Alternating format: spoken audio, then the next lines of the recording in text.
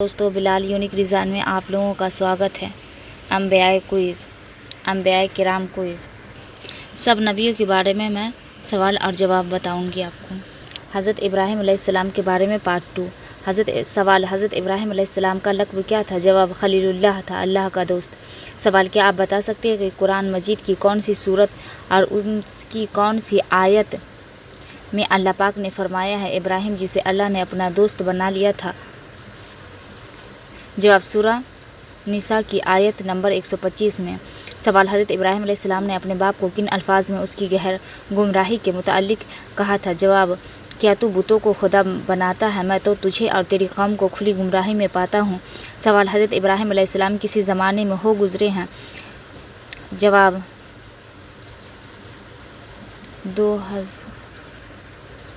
2100 قبل از مسیح میں، یعنی آج سے تقریباً 4000 سال پہلے۔ سوال: حضرت ابراہیم علیہ السلام کے زمانے میں ار کے سب سے بڑے بت کا نام بتائیے۔ جواب: ننار، اور اس کے علاوہ دوسرے بے شمار بت تھے۔ سوال: ستاروں، چاند اور سورج کی پوجا کرنے والے اور دوسرے بت پرستوں کے سامنے حضرت ابراہیم علیہ السلام نے خوب مطالعہ کائنات۔ سوال: ستارہ، چاند اور سورج کی پوجا کرنے والے اور دوسرے بت پرستوں کے سامنے حضرت ابراہیم علیہ السلام نے خوب مطالعہ کائنات کرنے کے بعد کن لفظوں میں اپنی شرک سے بیزاری کا اعلان کیا تھا؟ جواب: آپ نے فرمایا، اے برادران قوم، میں ان سب سے بیزار ہوں جنہیں تم خدا کا شریک ٹھہراتے ہو۔ میں نے تو ایک سو ہو کر اپنا رخ اس ہستی کی طرف کر لیا جس نے زمین اور آسمان کو پیدا کیا، اور میں ہرگز شرک کرنے والوں میں سے نہیں ہوں۔ سوال: حضرت ابراہیم علیہ السلام کی نسل سے بہت سے پیغمبر کا ذکر کرنے کے بعد اللہ پاک نے ان کی فضیلتوں کا ذکر کیا ہے، بتائیے۔ اس سلسلے میں سورہ الانعام کی 84 تا 88 میں کن کن فضیلتوں کا ذکر فرمایا ہے؟ جواب: ان میں سے ہر ایک کو ہم نے تمام دنیا والوں پر فضیلت عطا کی ہے۔ نیزان کے آباء اجداد اور ان کی اولاد اور ان کے بھائی بندوں میں سے بہتوں کو ہم نے نوازا، انہیں اپنی خدمت کے لیے چن لیا اور سیدھے راستے کی طرف ان کی رہنمائی کی۔ یہ اللہ کی ہدایت ہے جس کے ساتھ وہ اپنے بندوں میں سے جس کو چاہتا ہے رہنمائی کرتا ہے، لیکن اگر ان لوگوں نے شرک کیا ہوتا تو ان کا سب کیا کرایا غارت ہو جاتا، اور وہ لوگ تھے جن کو ہم نے کتاب اور حکم اور نبوت عطا کی ہے۔ سوال: حضرت محمد مصطفیٰ صلی اللہ علیہ وسلم کی زبان مبارک سے اللہ پاک نے کس طرح حضرت ابراہیم علیہ السلام کے طریقے کی تعریف فرمائی ہے؟ جواب: فرمایا، اے محمد کہو، میرے رب نے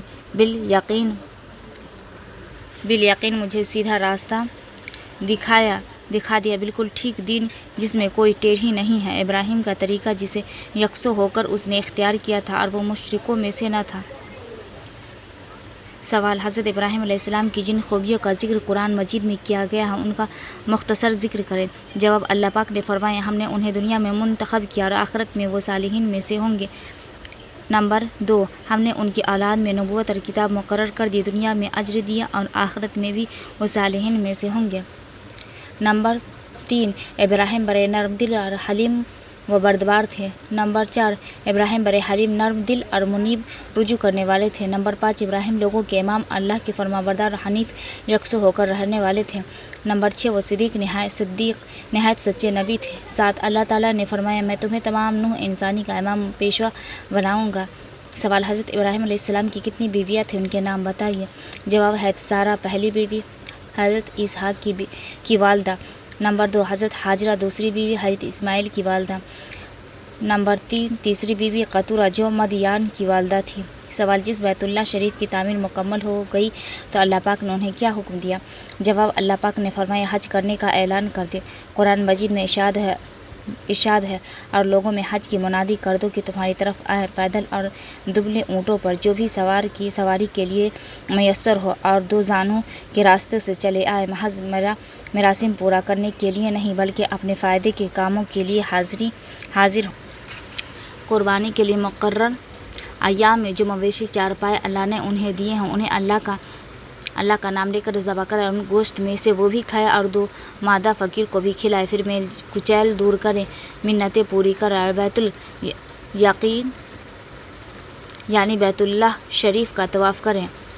سوال: حج کے امام میں خاص طور پر دو نوافل کس مقام پر ادا کرنے کا حکم دیا ہے جن کے بغیر کوئی طواف مکمل نہیں؟ جواب: مقام ابراہیم پر، جیسا کہ خود اللہ تعالیٰ نے فرمایا، اور جب ہم نے خانہ کعبہ کو لوگوں کے جمع ہونے کی جگہ اور امن کا مقام مقرر کیا اور حکم دیا کہ مقام ابراہیم کو نماز کی جگہ بنا دو۔ سوال: حضرت ابراہیم علیہ السلام کہاں دفن ہوئے؟ جواب: بیت المقدس کے قریب جرون کے قصبے میں، جو آپ کی نسب سے الخلیل کے نام سے مشہور ہے۔ نسبت خلیل کے نام سے مشہور ہے۔ سوال: اپنے بت پرست باپ کو حضرت ابراہیم علیہ السلام نے کس طرح دعوت توحید دی تھی؟ قرآن مجید کے حوالے سے بتائیں۔ جواب: قرآن مجید کی 3 سورتوں میں اس کا ذکر آیا ہے۔ الصفات 2، الزخرف نمبر 3، مریم نمبر 1۔ یاد کرو جب انہوں نے حضرت ابراہیم علیہ السلام نے اپنے باپ سے اور اپنی قوم کے لوگوں سے کہا، تم کن چیزوں کی پرستش کرتے ہو؟ کیوں جھوٹ بنا کر اللہ کے سوا اور معبود کے طالب ہو؟ نمبر 2۔ جب ابراہیم علیہ السلام نے اپنے باپ سے اور اپنی قوم کے لوگوں سے کہا، جن کو تم پوجتے ہو میں ان سے بیزار ہوں، ہاں جس نے مجھے پیدا کیا وہی مجھے سیدھا راستہ دکھائے گا۔ نمبر 3۔ اور یاد تو کرو جب انہوں نے اپنے باپ سے کہا، اے باپ، آپ ایسی چیزوں کی پرستش کیوں کرتے ہیں جو نہ سنے نہ دیکھے نہ آپ سے کچھ کام کرے؟ اے باپ، مجھے وہ علم ملا ہے جو آپ کو نہیں ملا، میرے ساتھ ہو جائے میں آپ کو سیدھی راہ پر چلاؤں گا۔ اے باپ، شیطان کی پرستش نہ کرے، بے شک شیطان اللہ کا نافرمان ہے۔ اے باپ، مجھے ڈر ہے کہ آپ کو خدا رحمان کا غضب نہ آ پڑے تو آپ شیطان کے ساتھی ہو جائیں۔ سوال: بتائیے کعبہ شریف میں سب سے پہلے حجر اسود کو کس نے لگایا تھا؟ جواب: حضرت ابراہیم علیہ السلام نے۔ سوال: جد الانبیاء کن کا لقب ہے؟ جواب: حضرت ابراہیم علیہ السلام کا۔ سوال: ایک دفعہ جب فرشتہ انسانی شکل میں حضرت ابراہیم علیہ السلام کے پاس ان کے گھر پہنچا اور انہوں نے کہا، ابراہیم تم پر سلام ہو، تو آپ نے کیا کہا؟ جواب: آپ نے جواب دیا، تم پر بھی سلام ہو، اور پھر ایک بھونا ہوا بچڑا ان کی ضیافت کے لیے لے آئے۔ سوال: حضرت ابراہیم علیہ السلام نے فرشتوں کو کون سا انسانی صورت میں دیکھ کر انہوں نے انسان سمجھا تھا؟ ان کے لیے بھونا ہوا بچڑا لے آئے تاکہ وہ کھائے، لیکن جب گوشت کی طرف ان کے ہاتھ نہ بڑھے تو حضرت ابراہیم علیہ السلام کو کیوں ڈر گئے؟ جواب: آپ نے فوراً سمجھ لیا کہ انسان نہیں بلکہ فرشتے اور ان کا انسانی صورت میں آنا کسی زبردست خطرے کی نشاندہی کر رہا ہے، اس لیے وہ ڈر گئے تھے۔ سوال: ایک دفعہ جب فرشتے انسانی صورت میں حضرت ابراہیم علیہ السلام کے پاس آئے اور آپ نے ایک بھونا ہوا بچڑا انہیں کھانے کے لیے پیش کیا، مگر انہوں نے ان کی طرف ہاتھ نہ بڑھائے، جس سے آپ نے سمجھ لیا کہ فرشتے ہیں اور کوئی خطرہ درپیش ہے، تو فرشتوں نے ان سے اس وقت کیا کہا؟ جواب: انہوں نے کہا، آپ گھبرائیں نہیں، ہم تو قوم لوط کی طرف بھیجے گئے ہیں۔ سوال: ایک دفعہ جب فرشتے حضرت ابراہیم علیہ السلام کے پاس انسانی صورت میں آئے تو انہوں نے آپ کی اہلیہ محترمہ بی بی سارہ کو کیا خوشخبری دی تھی؟ جواب: انہیں بیٹے حضرت اسحاق اور پوتے یعقوب علیہ السلام کی خوشخبری دی تھی، اور اس وقت تک بی بی سارہ کے لیے کوئی اولاد نہ تھی۔ سوال: فرشتوں کی زبانی بیٹے اور پوتے کی خوشخبری سن کر بی بی سارہ کی رد عمل کیا تھا؟ جواب: انہوں نے تعجب سے کہا، اب میرے ہاں اولاد ہوگی، جبکہ بوڑھیا بھینس ہو گئی ہے اور میرے میاں بھی بوڑھے ہو چکے ہیں، یہ تو بڑی عجیب بات ہے۔ سوال: بی بی سارہ نے جب بیٹے اور پوتے کی پیدائش کی خوشخبری سن کر تعجب کا اظہار کیا، اس بڑھاپے میں ان کی اولاد کیوں کہ ہو سکتی ہے؟ تو فرشتوں نے جواب میں کیا کہا تھا؟ جواب: فرشتوں نے کہا، اللہ کے حکم پر تعجب کرتی ہو، اے ابراہیم کے گھر والوں، تم لوگوں پر تو اللہ کی رحمت اور ان کی برکتیں ہیں، اور یقیناً اللہ نہایت قابل تعریف اور بڑی شان والا ہے۔ سوال: جب بی بی سارہ کو فرشتوں نے اولاد کی خوشخبری دی تو اس وقت ان کی اور ان کے شوہر حضرت ابراہیم کی عمر کیا تھی؟ جواب: بائبل سے معلوم ہوتا ہے کہ اس وقت حضرت ابراہیم علیہ السلام کی عمر 155 سال، حضرت سارہ کی عمر 90 سال تھی۔ سوال: فرشتوں کی زبانی یہ سن کر کہ وہ قوم لوط کی طرف بھیجے گئے ہیں، حضرت ابراہیم علیہ السلام نے گھبراہٹ دور ہونے اور اولاد کی خوشخبری سن لینے کے لیے قوم لوط کے بارے میں اللہ پاک سے کیا کہا تھا؟ جواب: قرآن مجید کے الفاظ میں ہے، تو اس نے قوم لوط کے بارے میں ہم سے جھگڑا شروع، جس کا مطلب یہ ہے کہ بار بار اللہ پاک نے اس بدبخت قوم کے لیے معافی کی درخواست کی جس پر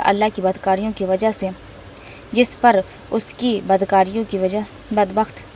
جواب: قرآن مجید کے الفاظ میں ہے، تو اس نے قوم لوط کے بارے میں ہم سے جھگڑا شروع، جس کا مطلب یہ ہے کہ بار بار اللہ پاک نے اس کی بدبخت قوم کے لیے معافی کی درخواست کی جس پر اس کی بدکاریوں کی وجہ سے عذاب نازل ہونے والا تھا۔ اللہ پاک نے اس کی اس بار بار درخواست کو को तो कबूल न फरमाया, लेकिन उनके लिए इरशाद फरमाया कि हकीकत में इब्राहिम बड़ा हलीम और नर्म दिल आदमी था और हर हाल में मेरी तरफ रुजू करता था।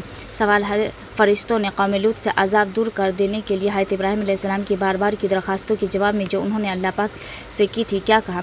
जवाब, ए इब्राहिम, उससे बाज आ जाओ, तुम्हारे रब का हुक्म हो चुका है और अब उन लोगों पर अजाब आकर रहेगा जिसके फेरे नहीं फिर सकता। सवाल है, इब्राहिम अलैहिस्सलाम की उस दुआ का जिक्र कीजिए जो आपने मक्का मुकर्रमा और अपनी औलाद के बारे में अल्लाह पाक से की थी। जवाब, अल्लाह पाक ने फरमाते हैं, याद करो वो वक्त जब इब्राहिम ने दुआ की थी कि ऐ परवरदिगार, उस शहर को अमन का शहर बना दे और मुझे और मेरी औलाद को बुत परस्ती से बचा। उन बुतों ने बहुतों को गुमराही में डाला है। मुमकिन है कि मेरी औलाद को भी ये गुमराही कर दे, लिहाजा उनमें से जो मेरी तरीके पर चले वो मेरा है और जो मेरे खिलाफ तरीका इख्तियार करे तो यकीनन दरगुजर करने वाला मेहरबान है।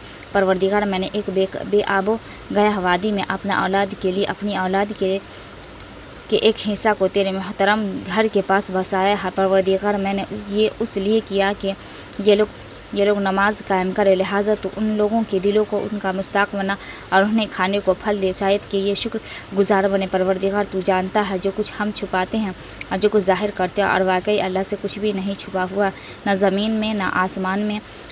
शुक्र है उस कुदरत का जिसने मुझे उस बुढ़ापे में इस्माइल और इसहाक जैसे बेटे दिए हैं। हकीकत यह है कि मेरा रब ज़रूर दुआ सुनता है। ऐ मेरे परवरदिगार, मुझे नमाज कायम करने वाला बना और मेरी औलाद से भी ऐसे लोग उठा जो ये काम करे। परवरदिगार, मेरी दुआ कबूल कर। परवरदिगार, मुझे और मेरी वालिदैन को और सब ईमान लाने वालों को उस दिन माफ़ कर दे जब हिसाब कायम हो। अब मैं पार्ट 3 में आपको बताऊँगी।